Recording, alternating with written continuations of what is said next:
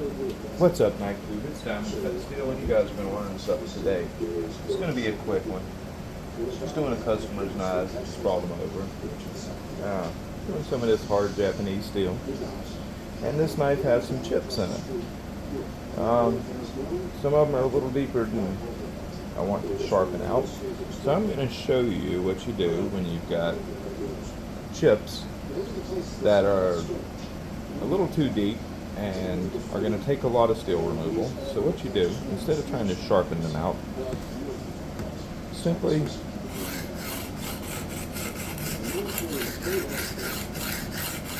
take your diamond plate, preferably a nice aggressive diamond plate, and put the edge 90 degrees to it.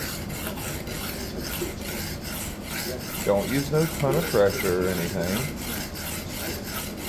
And remove the chips.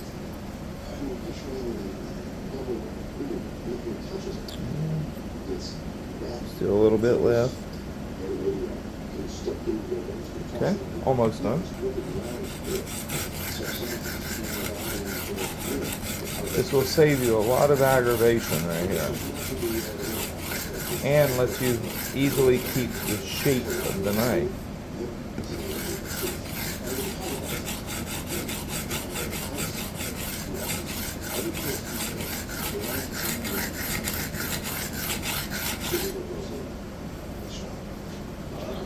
I mean, the steel has to be removed one way or the other.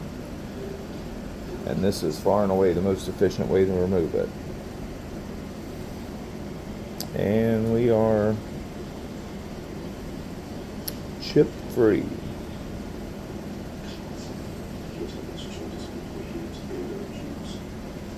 And now we'll cut in a fresh bevel.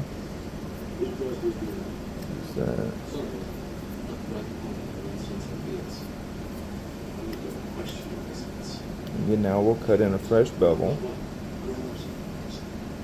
Yeah, there still looks like there's a little bit of chip right here. Look. Okay. Not a problem. Yeah, and there's still a little bit of this one right here.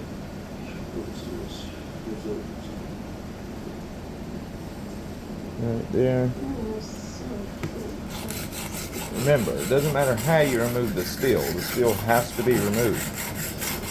So you might as well do it in the most efficient way possible.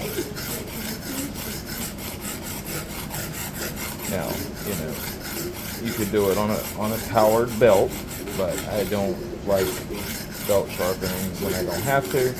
I don't like heating the steel. Plus, this has been a well-used knife, so removing that fatigued steel and everything that's up under it is not going to do anything except for make this knife perform better anyway.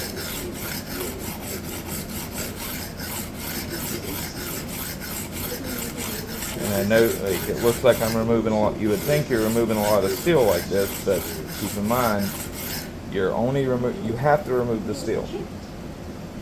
You have to remove the steel one way or the other. So you can either do it during sharpening and make it take you 10 times as long, or, now if they're minor chips, I don't suggest doing that, but these chips are a little worse than I thought they was. And there's still a little teeny bit left right there. Let's get rid of that. I know that sounds terrible.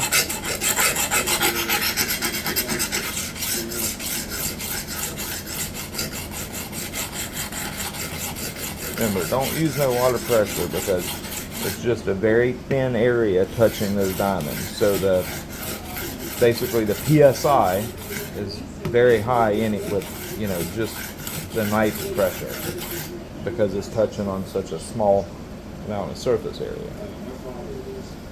So you don't want to apply too much pressure. Now we should be good. Yes, we are. Now the knife is back properly shaped.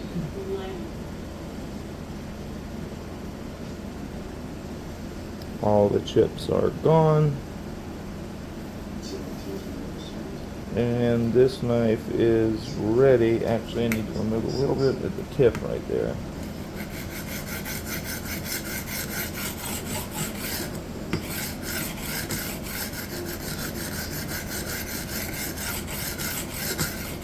Remember, don't focus on like one area for too long, because that will cause you problems. Work a little area and then blend it if you're going to focus on an area. Okay, so now we should be in business.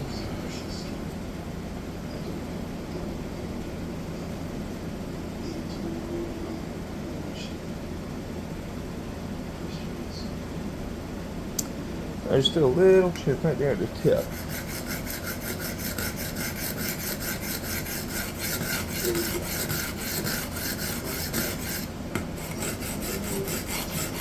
And I'll say it again, while it looks, aggressive, and like you're, oh my God, you're removing so much steel. You have to remove the steel anyway to get the chips out. It doesn't matter how you do it, the steel has to go.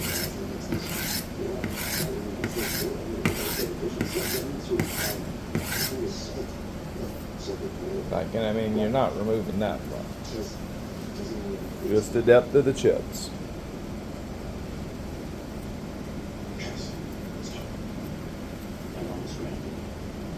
There we go.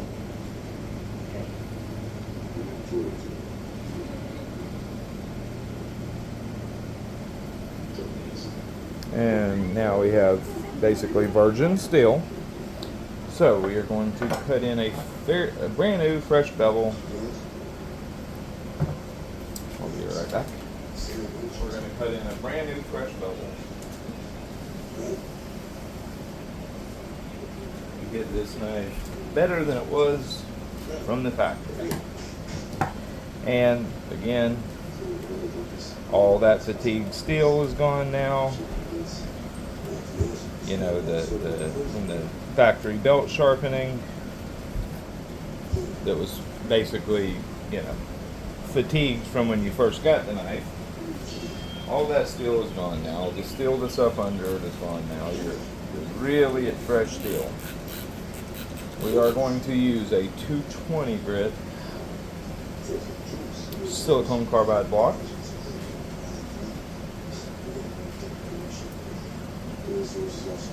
To do the profiling work. Now keep in mind, this is actually quite hard steel. I'd say it's probably around 62, 63 Rockwell.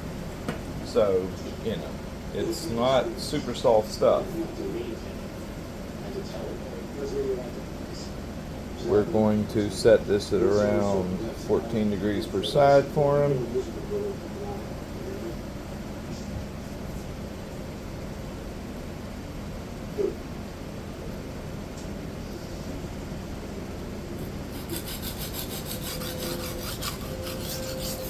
Could really just use that 120 right there to cut this bevel in. Probably save a little bit of time.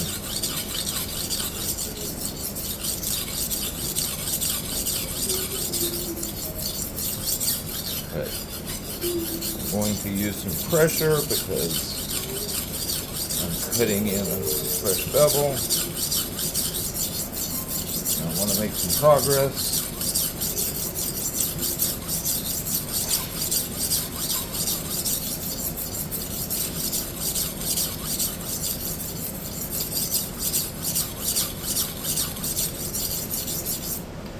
Silicone carbide actually cuts pretty fast.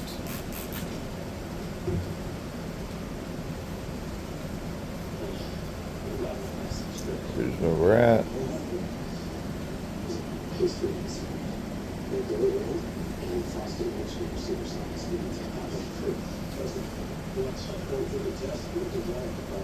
This knife is very thin at the heel and thickens forward, so you're going to have sorry for hitting the camera, you're going to have a bevel that changes size. Nothing you can really do about it.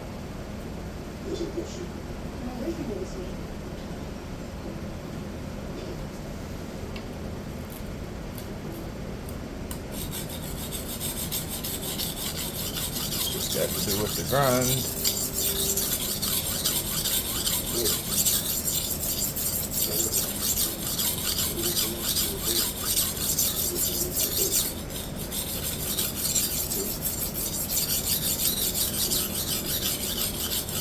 Remember, don't be scared when you're cutting in fresh bevels like this.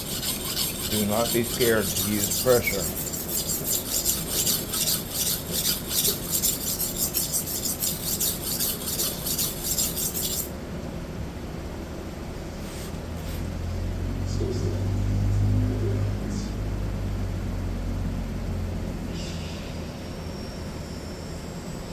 Now, I'm going to go ahead and set my bevel on this side too, and then I'll center them up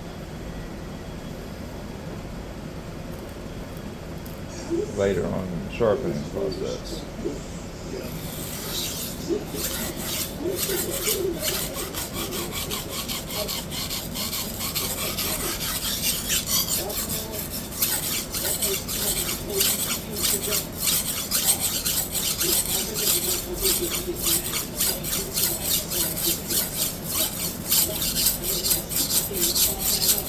Again, don't be scared to use pressure.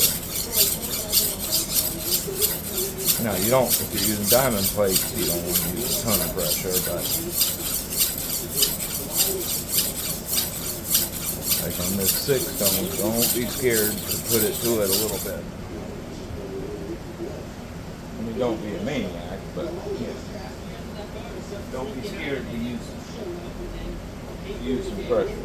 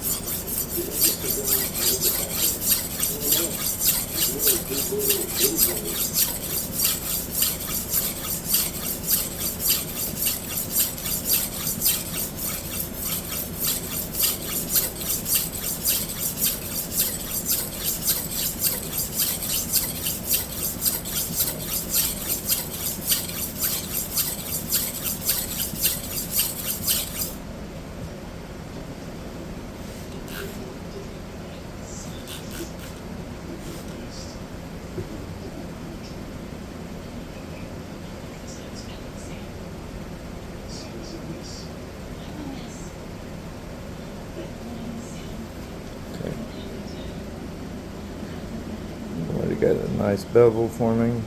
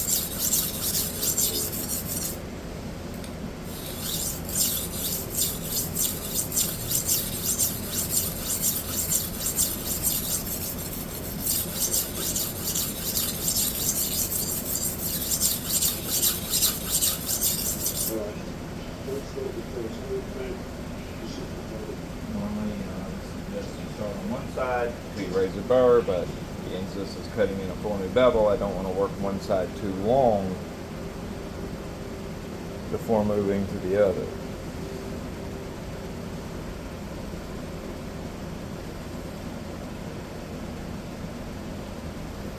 And see, there's still a slight remnant of that chip right there, but that's going to be removed in the sharpening.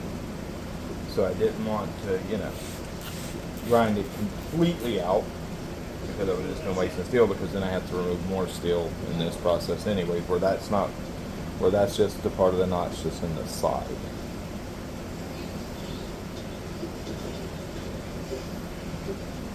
But when you're cutting in fresh bevels, don't work one side too long. Kind of start Work one side, then work the other, and kind of slowly bring them together rather than like a normal sharpening where you would work one side to erase a burr.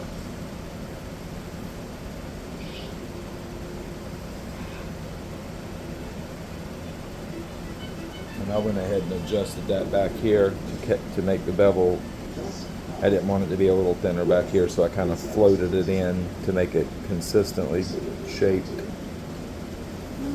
That's something that I don't really suggest you do unless you're quite a skilled sharpener, to try to adjust your angle on the fly at different points of the blade to keep the bevel consistent. That's something that you shouldn't do until you're quite experienced. Otherwise, it'll get you in trouble.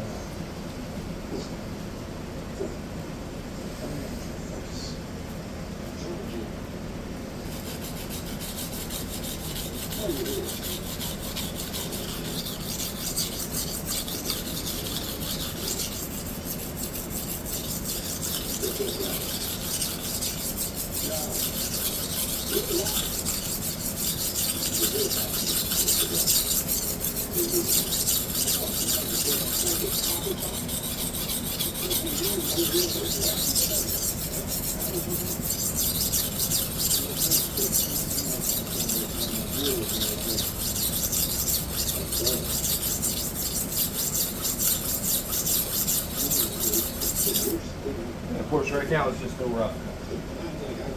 So I'm not being super duper precise on angle right now. If I'm floating slightly, it's no problem, because I'm going to correct that as I go. Now, you don't want to, have no large discrepancies, but slight angle change. You don't got to be super focused on your angle right now.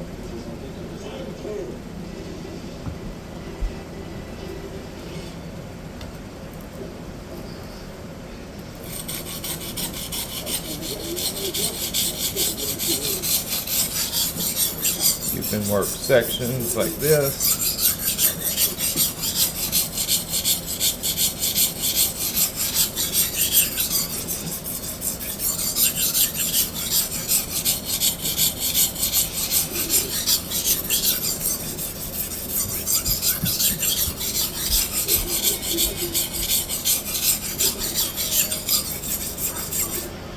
Right now, you are literally just removing steel. That's all you're worried about. Getting that bevel formed.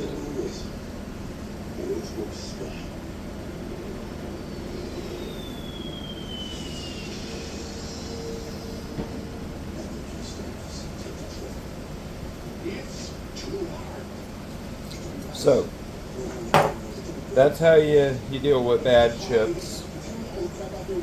Just remove them by cutting 90 degrees into your diamond plate to remove that steel. And then get on a quartz stone, set your bevel angles, and then don't work one side too long. Kind of work them both together to bring them into each other. And then once you've got the profile set, then you're going to move on to your stone progression. But that's how to do it, especially on highly wear resistant steels like this. Hard steels that have significant wear resistance. That is definitely the most efficient approach to handle chips, especially if they're deeper chips. Otherwise, you're without going to a belt. I don't want to touch a belt with this. Of course, a belt would have made this process just taking 2 or 3 minutes. But I don't want any heat. I want fresh steel for my customer that is not fatigued in any way, to give him the best performing edge that he can get out of this wonderful knife. Alright guys, I hope y'all learned something. Thank you for viewing, and I'll talk to y'all later.